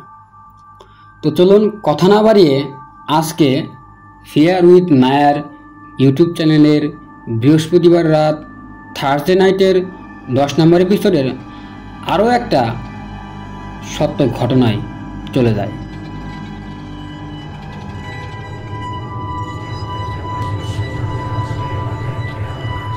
ফেয়ার উইথ নায়ার, আমরা কল্পনা সত্য ঘটনা বলে থাকি।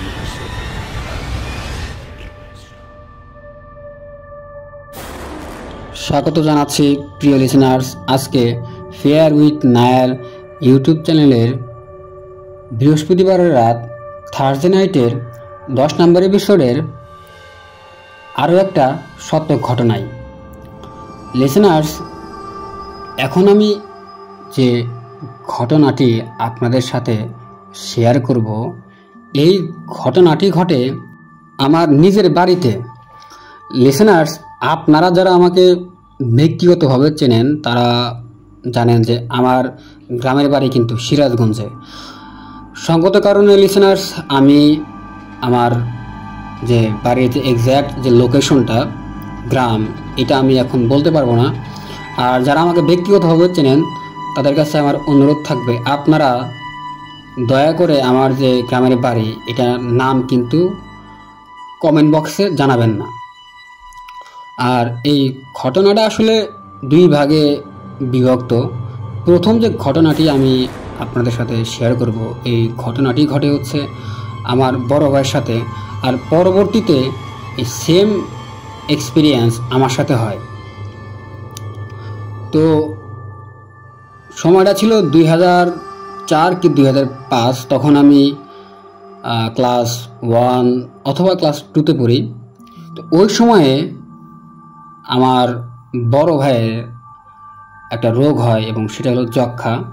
তো এই কারণে আমার বড় ভাই কিন্তু রাত্রের বিভিন্ন সময়ে সে ঘুম থেকে জেগে যেত এবং তার তখন ওয়াশরুমে যাওয়ার প্রয়োজন হতো। আর আমাদের যে ওয়াশরুমটা ছিল তখন কিন্তু এটা ছিল টিনের ওয়াশরুম। আর আমাদের যে ওয়াশরুমটা ছিল লিসেনার্স, এর পরবর্তীতে যে জায়গাটা, এটা কিন্তু ঠিক ওই সময় 2004 কি 2005 সালের দিকে, তখন ওইদিকে তখন অনেক জঙ্গল ছিল। আর ছোটোবেলায় আমরা তখন অনেক ছোট ছিলাম, তখন এলাকার যে বয়স্ক মানুষজন বা আমার যে আব্বা আর আমার বড় ভাই বোনদের কাছ থেকে কিন্তু এই যে আমাদের যে ওয়াশরুম ছিল এবং যে জঙ্গল ছিল, এইগুলো নিয়ে কিন্তু আমরা অনেক ঘটনা শুনি তাদের মুখ থেকে। তো যাই হোক, আমার বড় ভাই একদিন রাত্রে তার হঠাৎ করে ওয়াশরুমে যাওয়ার প্রয়োজন হয়। আর লিসেনার্স, আমার বড় ভাই উনি ছিল খুব সাহসী একজন মানুষ। ওনার সাথে অনেক ঘটনা আছে ঘটে যাওয়া। আমি যখন বাড়িতে যাব তখন ইনশাল্লাহ সেই ঘটনাগুলো সংগ্রহ করে আমি এই ফেয়ার উইথ নায়ার ইউটিউব চ্যানেলে ইনশাআল্লাহ প্রচার করব। তো বড় ভাইয়ের যখন ওয়াশরুমে যাওয়ার প্রয়োজন হয় তখন উনি রাত তখন ছিল, কিন্তু তখন প্রায় 2টা থেকে 2:30। তো তখন ভাই আসলে কাউকে না জানিয়ে সে একা একাই ওয়াশরুমে যায়। আর যেহেতু সে অনেক সাহসী ছিল, তো সে তখন ওয়াশরুমে যখন যাবে, ঠিক ওই সময়ে সে যখনই এই ওয়াশরুমের যে লিসেনার্স গেটটা ছিল, আর ওয়াশরুমটা কিন্তু ছিল লিসেনার্স কাঠ দিয়ে, কাঠের উপরে টিন দিয়ে যে এক ধরনের যে বেড়া দেওয়া হয় ঠিক তেমন। তো যখনই আমার বড় ভাই এই ওয়াশরুমের যে গেট ছিল, টিনের যে গেটটা, এই গেটটা যখন খোলে, ঠিক ওই সময় সে খেয়াল করে এই ওয়াশরুমের ভিতরে মনে হচ্ছে কালো একটা অবয়ব মাথা নিচু করে চেটে চেটে যদি কিছু খাওয়া হয় তখন যেমন শব্দ হয়, ঠিক তেমন শব্দ করে মনে হচ্ছে সে কিছু খাইতেছে। আর আমার ভাই যখনই এই ওয়াশরুমের গেটটা খোলে, তখনই ওই অবয়বটা মাথা উঁচু করে দাঁড়িয়ে যায় এবং সে তখন রাগে একটা গজ গজ শব্দ করতে থাকে। তো আমার ভাই এটা দেখে যে ভয় পাওয়া, সে এই ভয়টা পায় না, কারণ তার তখন ওয়াশরুমে যাওয়ার খুব বেশি প্রয়োজন ছিল। আর যেহেতু সে অনেক সাহসী একজন মানুষ ছিল, তো তখন এই অবয়বটা করে কি, আমার ভাইয়ের ঠিক গালের দিকে জোরে একটা থাপ্পড় দিয়ে বসে। আর আমার ভাই তখন তার মাথাটা একটু কাত করে ফেলে। তো এই কারণে হয় কি, এই যে অবয়বটা থাপ্পড়টা দেয়, এটা কিন্তু এই ওয়াশরুমের যে গেট ছিল এই গেটে লাগে। তো পরবর্তীতে অবয়বটা আমার ভাই তখন খেয়াল করে এটা বাড়ির পিছনে যে জঙ্গল ছিল এই জঙ্গলের দিকে চলে যায়। আর যাওয়ার সময় সে গড় গড় করে এক অদ্ভুত শব্দ করতে থাকে। পরবর্তীতে আমার ভাই ওনার যে যে কাজ ছিল সেই কাজ শেষ করে উনি রুমে চলে যায়। সকালবেলা আমরা সবাই দেখতে পাই এই যে ওয়াশরুমের যে গেট ছিল, এই গেটটা ওপরের দিকে একটু ভাঙা ছিল। তো পরবর্তীতে ভাইয়ের যখন ঘুম ভাঙে সকালবেলা, ভাই তখন আমাদের সবাইকে এই ঘটনাটা খুলে বলে। তো আমরা আসলে তখন যে ভয় পাওয়া বা এই ওয়াশরুম অন্য জায়গায় সরিয়ে ফেলা, এটা নিয়ে আসলে আমরা তখন ভাবি না, কারণ ছোটোবেলা থেকে আমরা এলাকাবাসী এবং আমাদের যে গ্রামে যারা মুরব্বী ছিল, এমনকি আমার আব্বার মুখ থেকে এই ঘটনাগুলো কিন্তু আমরা শুনে আসি। তো এই কারণে আমরা খুব একটা ভয় পাই না। এটা ছিল আমাদের বাড়িতে আমার বড় ভাইয়ের সাথে ঘটে যাওয়া একটা ঘটনা। তো পরবর্তীতে এই ওয়াশরুমেই আমার সাথে ছোট্ট একটা ঘটনা ঘটে, আর এটা ঘটে 2020 সালের দিকে। তো লিসেনার্স, আপনারা সবাই জানেন 2019 সালে করোনা মহামারী শুরু হওয়ার কারণে কিন্তু আমাদের দেশের সকল স্কুল কলেজ এবং বিশ্ববিদ্যালয় অনির্দিষ্টকালের জন্য ছুটি দেয়। আর এই কারণে আমি তখন গ্রামে চলে যাই। তো 2020 সালের দিকে রোজার আগের ঘটনা এটা। তো ওই সময়টাতে আমি বিভিন্ন কারণে, বিশেষ করে আমার তখন ইংরেজি ভাষা শেখার কারণে রাত করে অনেকজনের সাথে কথা বলতে হতো, এবং আমি তখন তাদের সাথে কিন্তু এই যে ইংরেজি ভাষার যে প্র্যাকটিস এটা করতাম বিভিন্ন জনের সাথে দেশে বিদেশে। আর মূলত এটা করতাম হলো রাতে। তো অনেক রাত করে আমি সবার সাথে কথা বলতাম, এবং কথা যখন বলতাম তখন আমি আসলে বাড়ির ভিতরে কথা বলতাম না, বাড়ির বাইরে বিভিন্ন জায়গায় কথা বলতাম। তো কথা বলা শেষ করে আমি তখন হাত মুখ ধুয়ে, ওয়াশরুমে গিয়ে হাত মুখ ধুয়ে এরপরে আমি শুয়ে পড়তাম। তো এমনই এক রাত্রে আমি কথাবার্তা সব শেষ করে আমি ওয়াশরুমে যাই। আর তখন কিন্তু লিসেনার্স আমাদের ওয়াশরুমটা টিনের ছিল না, তখন এটা পাকা করা হয় এবং উপরে যে ছাদটা এটা তখন টিন দিয়ে করা হয়। তো আমি ওয়াশরুমে গিয়ে নর্মালি আমি প্রতিদিন যেমন হাত মুখ ধুই, ঠিক তেমনিভাবে আমি তখন হাত মুখ ধুইতেছিলাম। আর লিসেনার্স, আমাদের যে ওয়াশরুমটা ছিল, ওয়াশরুমের মাঝে একটা দেয়াল ছিল, এবং এই দেয়ালের পরে ছিল টয়লেট। তো আমি আমার মতো করে ওয়াশরুমে আমার যে হাত মুখ ধোয়া এটা তখন ধুইতেছিলাম। ঠিক তখন আমি শুনতে পাই এই যে পাশেই যে টয়লেট, সেখান থেকে মনে হচ্ছে একটা বিকট একটা শব্দ, এবং শব্দটা ছিল এরকম।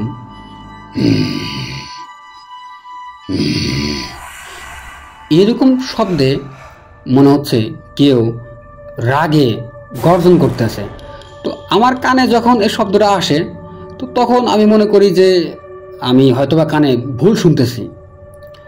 এরপর আমি ভয় কাটানোর জন্য, আমি কিন্তু লিসেনার্স তখন একটু ভয় পাইতেছিলাম, তো আমি করে কি তখন আমার ভিতরে যে ভয়টা ছিল এই ভয়টা কাটানোর জন্য আমি জোরে জোরে গান বলা শুরু করি। তো আমি তখন খেয়াল করি আমি যত জোরে গান বলতেছিলাম এই যে শব্দটা এটা মনে হচ্ছে তত জোরেই আস্তে আস্তে বাড়তেছে। আমি তখন একটু ভয় পাই এবং ভয় পেয়ে আমি ওয়াশরুমে আমার ফোনটা রেখে এসে দৌড়ে আমার ছোট ভাই ওকে ডাক দেই। আর তখন ঘটে অবাক করা আর একটা ঘটনা, আমার ছোট ভাইকে যখন আমি ডাক দেই তখন ও আসলে ডাক দেওয়া মাত্রই মনে হচ্ছে ও যেন রেডি হয়ে বসেছিল। বসে না তো তখন মনে হয় ও তো ঘুমিয়েছিল, তো মনে হয় ও যেন আমার ডাক দেওয়ার জন্য ওয়েট করতেছিল। তো আমি যখন ওকে ডাক দেই তখনই ডাক দেওয়া মাত্রই ও কোনো কিছু না বলেই আমার সাথে সাথে চলা শুরু করে।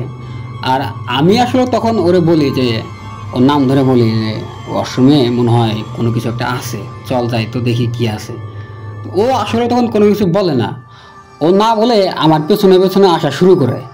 আর লিসেনার্স, আমাদের বাড়িতে আমাদের ওয়াশরুমের ঠিক সামনেই একটা বেল গাছ আছে, এখনও এই বেল গাছটা আছে। তো আমি আর আমার ভাই যখন এই বেল গাছের কাছে আসি তখন আমি খেয়াল করি যে আমার ভাই মনে হচ্ছে যে কোনো কথা বলা ছাড়াই ওয়াশরুমের দিকে যাওয়া শুরু করে। আর আমি ঠিক তখনই ওর হাতটা ধরে ফেলি। তো হাত যখন ধরি তখন ওর মনে হয় হুঁশ ফেরে এবং ও আমাকে বলে, কিরে কি হয়েছে? তো ঠিক তখন আমরা দুজনেই এক ভয়ানক জিনিস দেখি। আমরা দুজনে তখন দেখতে পাই লিসেনার্স, আমি আসলে যখন এই ঘটনাটা আপনাদের সাথে শেয়ার করতেছি আমার গায়ের লোম সবগুলো তখন দাঁড়িয়ে যাইতেছে। তো যাই হোক, আমি আর আমার ছোট ভাই তখন খেয়াল করি লিসেনার্স, তখন কিন্তু আমাদের দূরত্বটা মানে ওয়াশরুম থেকে আমরা যেখানে ছিলাম এই দূরত্বটা কিন্তু খুব বেশি ছিল না, খুব বেশি হলে 15 থেকে 20 ফুট হবে। তখন আমরা খেয়াল করি শুধু সাদা একটা ধবধবে সাদা একটা চোখ মনে হচ্ছে আমাদের দিকে তাকিয়ে আছে। আর তখন কিন্তু এই চোখ ছাড়া আমরা আর কোনো কিছু দেখতে পাই না। তো এই চোখটা মনে হলো যে আমাদের দিকে একটা চোখ কিন্তু ছিল তখন লিসেনার্স। আর তখন মনে হলো এই চোখটা রাগ নিয়ে তাকালে যেমন হয়, চোখটা মনে হলো আমাদের দুজনের দিকেই তাকিয়ে আছে। তো আমরা এটা দেখে অনেক বেশি ভয় পাই এবং দেখা মাত্রই কিন্তু আমরা আমাদের রুমে এসে আমাদের বড় ভাই আর আমাদের বোনদের ডাক দেই। তো ডাক দেওয়ার পরে তারা সবাই বের হওয়ার পরে আমরা যখন আসলে ওই বেলতলা যাই এবং ওয়াশরুমের সামনে যাই তখন কিন্তু আমরা আসলে এই যে চোখ আর যে অবয়বটা তাকে কিন্তু আর দেখতে পাই না। তো পরবর্তীতে আমার বড় ভাই আর বড় আপারা তারা বলে যে ওয়াশরুমে আগে থেকেই বিভিন্ন ধরনের সমস্যা আছে এবং আমাকে তারা একটু বকা দেয় যে এত রাত্রে আসলে একা একা ওয়াশরুমে আসা এটা ঠিক না। তো যাই হোক, পরে কিন্তু আমার সাথে আর কোনো ধরনের ঘটনা ঘটে না। লিসেনার্স, আমাদের যে বাড়ি আমাদের যে গ্রাম এখানে কিন্তু অনেক ভৌতিক ঘটনা আছে এবং আমি যখন বাড়িতে যাব তখন ইনশাল্লাহ এই ঘটনাগুলো, বিশেষ করে আমার গ্রামের যে ঘটনাগুলো এই ঘটনাগুলো আমি আপনাদের জন্য সংগ্রহ করব এবং পরবর্তীতে ইনশাল্লাহ ফেয়ার উইথ নায়ার ইউটিউব চ্যানেলে আপনাদের জন্য শেয়ার করব। তো এটাই ছিল আমার সাথে ঘটে যাওয়া এবং আমাদের বাড়ির একটা ঘটনা লিসেনার্স। আমি আশা করি এই ঘটনা আপনাদের ভালো লেগেছে। প্রিয় লিসেনার্স, আমরা কিন্তু জেনে থাকি যে আমাদের ওয়াশরুম বা টয়লেটে কিন্তু এক ধরনের জিন থাকে আর এটাকে সাধারণত বলা হয় খান্নাস জিন। আমরা যখন রাত করে না বিভিন্ন সময় যখন আমরা ওয়াশরুমে যাব টয়লেটে যাব তখন আমাদের যে দোয়া আছে, আমরা যারা ইসলাম ধর্মের অনুসারী আমাদের কিন্তু একটা দোয়া আছে। তো আমরা কিন্তু অবশ্যই এই দোয়া পড়ে যে নিয়ম আছে এই নিয়মগুলো মেনেই কিন্তু আমরা ওয়াশরুমে যাব। ইনশাআল্লাহ আল্লাহ চাইলে কিন্তু আমাদের সাথে কোনো ধরনের সমস্যা হবে না। তো আজকে ফেয়ার উইথ নায়ার ইউটিউব চ্যানেলের বৃহস্পতিবারের রাত থার্সডে নাইটের 10 নম্বর এপিসোডের যে ঘটনাগুলো ছিল, আমি সবগুলোই ঘটনা আপনাদের সাথে শেয়ার করেছি। আমি আশা করি এই ঘটনাগুলো আপনাদের ভালো লেগেছে। আর আপনারা যখন এই ঘটনাগুলো শুনবেন এবং পরবর্তীতে আবার যখন শুনবেন, তখন কিন্তু আপনাদের লাইক বাটনে প্রেস করতে ভুলবেন না। আর আপনাদের মন্তব্য কিন্তু অবশ্যই আমাদের কমেন্ট বক্সে জানাবেন। আর মন্তব্যটা হতে পারে পজিটিভ, অথবা যদি কোনো গঠনমূলক সমালোচনা হয় তাহলে কিন্তু আপনারা কমেন্ট বক্সে অবশ্যই জানাবেন। আর যারা সত্যিকারের ভৌতিক ঘটনা শুনতে পছন্দ করে লিসেনার্স, তাদের সাথে কিন্তু আমাদের ইউটিউব চ্যানেলের লিঙ্কটা কিন্তু শেয়ার করতে ভুলবেন না। তো আজকে এই পর্যন্তই। পরবর্তীতে কোনো এক এপিসোডে আপনাদের সাথে আবারও দেখা হবে ইনশাল্লাহ। সেই পর্যন্ত সকলে ভালো থাকবেন, সুস্থ থাকবেন, নিজের খেয়াল রাখবেন। আসসালামু আলাইকুম, আল্লাহ হাফেজ।